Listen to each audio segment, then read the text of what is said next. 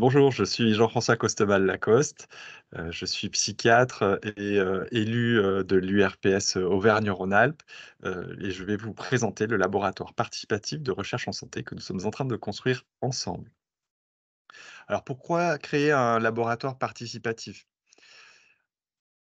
À la base, je suis, chercheur, à l'hôpital. J'ai une thèse de neurosciences et depuis, maintenant quelques années, je me suis rendu compte que, nous avions beaucoup de mal à recruter des patients, à l'hôpital, notamment parce que les patients que nous cherchons à recruter peuvent être des patients que l'on pourrait trouver peut-être plus en libéral, notamment peut-être moins polycomorbides, dans des états moins aigus, et puis, suivis particulièrement, avec des suivis particulièrement bien réalisés, par, les, médecins libéraux.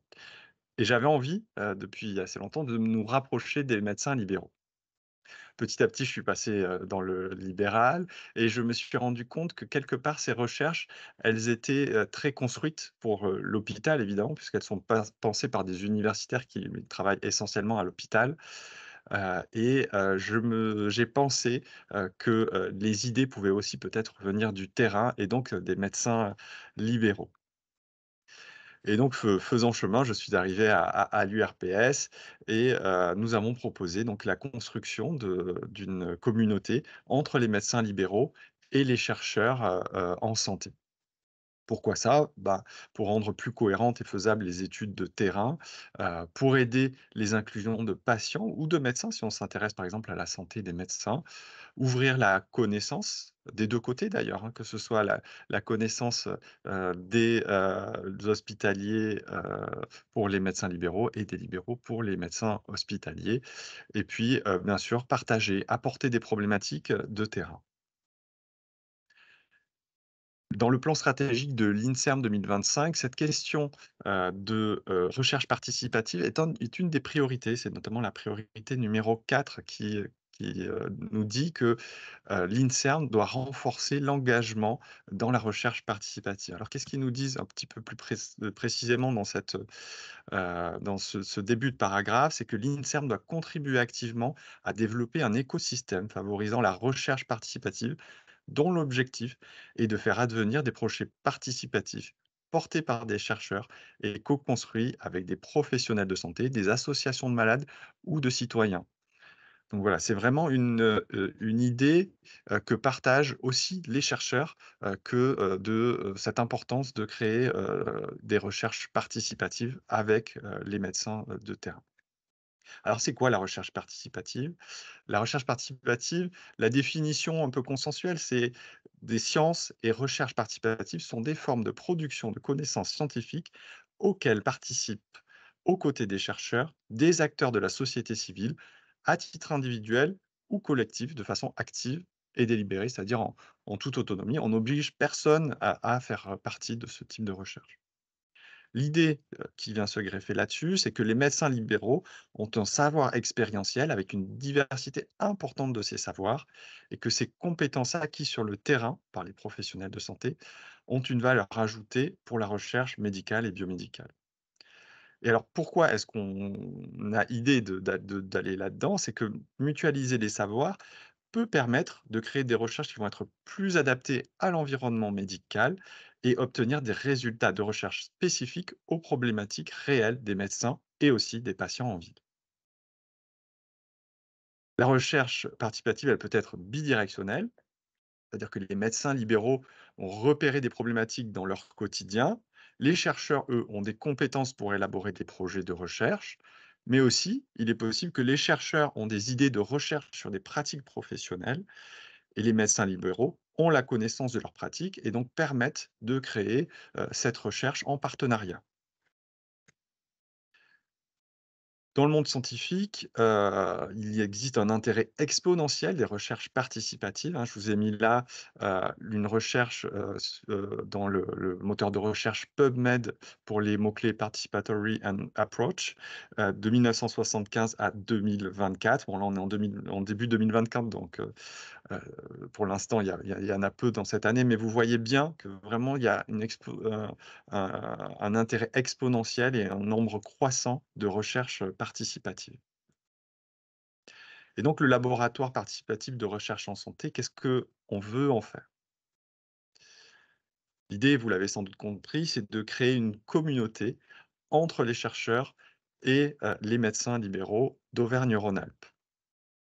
Et donc l'idée, ça va être de, créer, 2 pôles d'intérêt. D'un côté, l'aide à l'orientation de patients ou de médecins, dans des recherches, mais aussi, cet intérêt croissant de la recherche participative qui va être de faire émaner des projets du terrain et ou d'aider à la structuration d'une étude de terrain.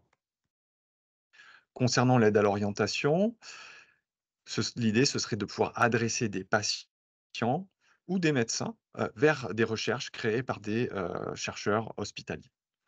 Avec des critères simplifiés pour adresser les patients, l'idée n'est pas d'inclure des patients, mais bien de les adresser, de les flécher vers des recherches, vers des gens qui vont inclure les patients, dans les recherches en cours. Également, on aurait pour objectif de pouvoir rémunérer cela puisque évidemment, expliquer une recherche à un patient, ça prend un petit peu de temps et l'adresser également. Pour la partie participative du laboratoire, vous avez compris, ça ferait appel à l'intelligence expérientielle, ce que l'on vit, chaque jour au cabinet, avec des problématiques du quotidien, qui seraient des problématiques non résolues par les recommandations. Et c'est exactement la même idée que les recherches participatives pour les communautés de patients. Ça fait plusieurs années maintenant que, il existe des recherches, participatives dans les communautés de patients, notamment beaucoup en cancérologie et ça a apporté beaucoup, de résultats, pour, améliorer, notamment la prise en charge des patients au quotidien. Au-delà de ça, d'adresser des patients ou de créer des recherches, l'intérêt, c'est de faire partie d'une communauté, de pouvoir partager, ensemble différents éléments et notamment, l'avancée de nos pratiques, et aussi participer à des retours sur des études lors de soirées ou de webinars, mais aussi s'informer, s'en tenir informé des connaissances. Quand on crée une recherche, généralement, les chercheurs vont venir faire une revue extensive de la question et il est parfois intéressant, d'avoir une synthèse de cela. Comment se structure, le laboratoire participatif?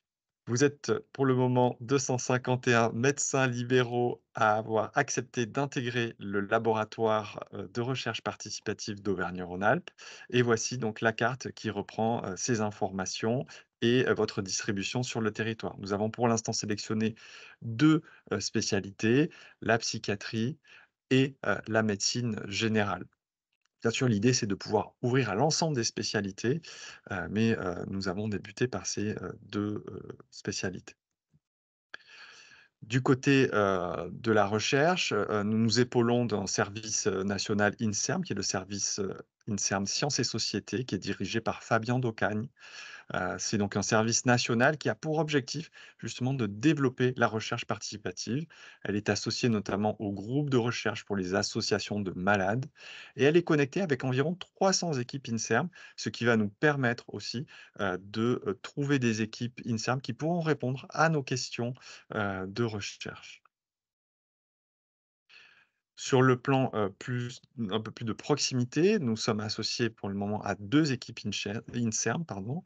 L'équipe, PsyR2 qui est une équipe, du, Centre régional en neurosciences de Lyon, dirigée par Éric Facra et Jérôme Brunelin.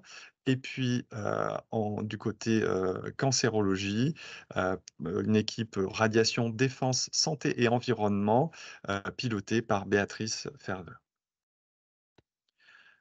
L'organigramme, du labo, pour l'instant, les choses ne sont pas figées, mais voilà un petit peu le noyau dur de notre réflexion. Nous sommes en train de, créer un comité scientifique qui réunira, des médecins élus de l'URPS, comme moi, mais aussi d'autres, des médecins participants, dont vous ferez partie, des chercheurs, certains administratifs de l'URPS, et également des associations de patients.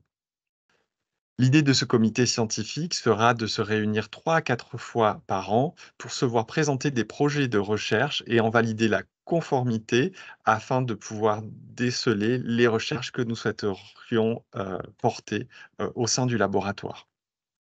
Nous avons également une chargée de mission qui est actuellement dédié, au laboratoire et qui, s'occupe d'organiser les réunions, les événements qui sont liés au laboratoire et aussi, qui sera, en charge de, gérer le site internet.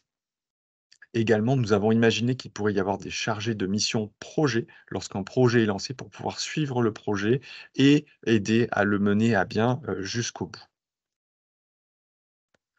Voilà, je voulais remercier, toutes les personnes qui se sont déjà impliquées dans le laboratoire, au sein de l'URPS, dans les équipes INSERM, également. Et donc si vous voulez faire partie de notre laboratoire, vous pouvez nous contacter par email à l'email laboratoire-participatif@urps-med-aura.fr, par téléphone au 04 72 74 02 75 et puis à l'adresse postale ci-dessous. Si vous avez une idée de recherche en lien avec votre pratique au cabinet, vous pouvez nous contacter sur l'adresse email du laboratoire. Nous traiterons votre demande et participerons à l'élaboration de la question de recherche que nous pourrons présenter en votre présence au comité scientifique du laboratoire participatif qui validera le portage de votre recherche. Je vous remercie de votre attention. À bientôt.